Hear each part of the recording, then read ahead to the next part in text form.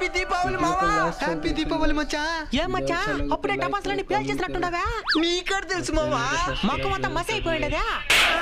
మాదొక్క టపాసు కూడా పేలినట్టున్నది. ఎందుకు పేలినట్టున్నావా? నాకు బాధగా ఉంది. ఏం నరకాసురుడు చచ్చిపోయాడనే? ఓడి చచ్చిపోతే నేను ఎందుకు బాధపడతాను? ఆ యద చచ్చిపోతే నాకు కూడా సంతోషమే. ఎందుకు బాధపడుతున్నావు? నా ఆయుష్ పెంచండి. ఏందా ఆయుష్ పెంచాలా? ఇక్కడ మా ఆయుష్ తగ్గిపోతున్నదా? మేము చెప్పుకునేది. నా ఆయుష్ పెంచితే మీ ఆయుష్ కూడా పెరుగుతుంది. అదేటా? పెద్ద బాంబు చేసి చిన్న ఒత్తి పెడతారు. అటు వెలిగిస్తున్నారు లేదా పేలిపోతున్నాను. మీకు గాయాలు అవుతున్నాయి. నిజమే. అదేదో నాకు పెద్ద ఒత్తి ఉంటే నా ఆయుష్ పెరుగుతుంది. నేను పేరే లోపల మీరు దూరం వెళ్ళిపోతారు కాబట్టి మీ ఆయుష్ కూడా పెరుగుతుంది. ఇదేదో నిజంగానే బాగుండదా?